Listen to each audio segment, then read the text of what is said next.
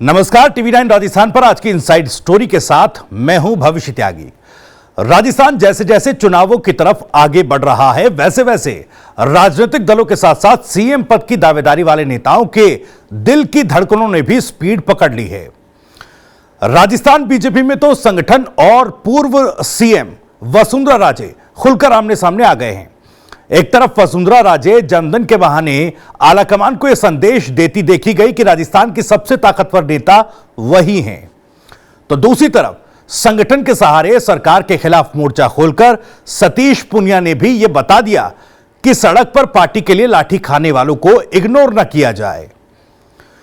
वहीं बात सीएम अशोक गहलोत और सचिन पायलट की हार्टबीट की भी तो होगी। गहलोत बनाम पायलट विवाद यूं तो बाहर से फिलहाल शांत नजर आ रहा है, लेकिन भीतर ही भीतर कौन कैसी खिचड़ी पका रहा है यह भी आज आपको बताएंगे। सचिन पायलट तो पहले ही यह बात खुलकर साफ कह चुके हैं कि उन्होंने आलाकमान को कुछ सुझाव दिए हैं। अगर आलाकमान उन सुझावों पर गौर करेगा तो आने वाले चुनावों में कांग्रेस की जीत पक्की है। और मुझे लगता है कि जो अब तक हम लोगों ने काम किया है और आने वाले 9 महीने बचे हैं, इसमें हम लोगों को पूरी ताकत के साथ उतरना पड़ेगा और अगर अच्छा तालमेल रहेगा तो ये परिपाटी हम तोड़ सकते हैं। महेश जोशी जी ने रिजाइन कर दिया है। जो राजस्थान के संदर्भ में अपने सुझाव आलाकमान को दे रखे हैं, उस पर कुछ कार्रवाई उन्होंने करी है और मैं समझता हूँ आगे करने की ज़रूरत है। और 23 में जो चुनाव होंगे उसमें हम लोग जीत सकते हैं और आगे क्या करना है इसका निर्णय कांग्रेस पार्टी को करना है। और मुझे पूरा विश्वास है तालमेल की बात करिए आप, सही समय पर सही निर्णय। अब जीत को लेकर अस्पष्ट पायलट के सुझावों में क्या रहा होगा, यह बात तो किसी से छिपी नहीं है। और इस बात को सबसे ज्यादा अच्छी तरीके से कोई अगर समझ रहा है तो वो है प्रदेश के मुखिया सीएम अशोक गहलोत। क्योंकि राजनीतिक पंडित कहते हैं कि सिर्फ सचिन पायलट को रोकने के लिए गहलोत साहब ने अपने राजनीतिक जीवन का बड़ा जादुई दांव चला, जिसमें राष्ट्रीय अध्यक्ष पद की कुर्सी तक के बलिदान के साथ साथ गांधी परिवार से संबंधों तक को गहलोत साहब ने दांव पर लगा दिया था। लेकिन अब तो फिर से फील्ड पर जाने की बारी है, चुनावों में उतरने की बारी है, तो गहलोत साहब की दिल की धड़कन फिर से एक बार बढ़ने लगी है। सवाल यह है कि क्या इन बढ़ती धड़कनों के साथ फिर एक बार सीएम गहलोत सचिन पायलट की राह में नए ब्रेकर बनाने का काम करने लगे हैं। बीते दिन राजस्थान की राजधानी जयपुर में जाट महाकुंभ का आयोजन किया गया। हालांकि यूं तो यह महाकुंभ समाज विशेष का कार्यक्रम था, जिसमें सभी राजनीतिक दलों के जाट समुदाय के नेता पहुंचे थे, लेकिन कांग्रेस नेता रामेश्वर डूडी ने अपने एक बयान से इस कार्यक्रम को पूरी तरह से राजनीतिक बना दिया। एक तरफ अपन कह रहे हैं कि राजस्थान के अंदर हमारा 25% हिस्सा है, हमारी कौम का 25% हिस्सा। उस 2 नंबर में रिचपाल जी ने सोचा कि जाऊं तो चोर न झींटा चौका है, लेकिन हमारे समाज का जो एक ठे डाणी में आखिरी छोर का जो हमारा परिवार,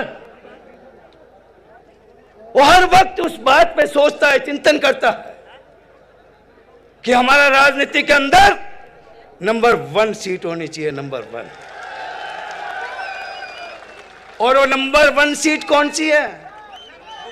क्योंकि राजनीति की आए थे और थोड़ा बहुत जो राजनीति का डर भी होता है, लेकिन रामेश्वर डूडी के कोई डर नहीं है। राजस्थान का आने वाला किसान का बेटा और जाट का बेटा मुख्यमंत्री होना चाहिए। रामेश्वर डूडी के साथ बाकी जाट नेताओं की तरफ से इस महाकुंभ में जाति आधारित जनगणना और ओबीसी आरक्षण को 21% से बढ़ाकर 27% किए जाने की मांग भी उठाई गई। तो वहीं रामेश्वर डूडी ने अपने संबोधन में जाट समुदाय के समाज में भागीदारी के अनुपात के मुताबिक सीएम पद पर ही दावेदारी ठोक दी। अब एक तरफ तो ऐसा लगता है कि मानो पायलट बनाम गहलोत विवाद में तीसरे प्लेयर की सियासी एंट्री हो गई है और सीएम पद के लिए खुले तौर पर एक नहीं बल्कि 3 दावेदार प्रदेश कांग्रेस में सामने आ गए। लेकिन यहां समझना यह होगा कि आखिर इस जाट महाकुंभ का आयोजन क्यों किया गया और उसके पीछे औचित्य क्या है। इस महाकुंभ का आयोजन जाट महासभा की तरफ से किया गया था, जिसके अध्यक्ष राजाराम मील हैं और राजाराम मील सीएम गहलोत के करीबी माने जाते हैं। राजाराम मील राजस्थान के पूर्व डीजीपी एमएल लाठर के ससुर भी हैं। जिस वक्त प्रदेश में डीजीपी के तौर पर एमएल लाठर की नियुक्ति हुई थी, तब भी इस नियुक्ति को जाट समुदाय को साधने और सीएम अशोक गहलोत और राजाराम मील के करीबी रिश्तों से जोड़कर देखा गया था। अब आपको बताते हैं कि आखिर इस महाकुंभ के जरिए रामेश्वर डूडी का सीएम पद के लिए दावेदारी ठोकने के पीछे सियासत की कौन सी स्टोरी चल रही है। आपको याद होगा बीते दिनों सचिन पायलट की ओर से 5 बड़ी सभाएं की गई थी। इन सभाओं के जरिए यह स्थापित करने की कोशिश की गई थी कि सचिन पायलट सर्व समाज के नेता हैं। हालांकि सचिन पायलट गुज्जर समुदाय के नेता वाली छवि से अभी पूरी तरह से बाहर नहीं आ पाए हैं और सीएम गहलोत ये अच्छी तरह से जानते हैं कि प्रदेश में अगर जातीय अनुपात के आधार पर सीएम दावेदारी की जाएगी तो बाकी जातियों और समुदायों से भी इस तरह की आवाजें उठने लगेंगी और ऐसे में आलाकमान को यह संदेश पहुंचाना आसान होगा कि जाति विशेष का प्रतिनिधित्व करने वाले नेताओं को चेहरा नहीं बनाया जा सकता।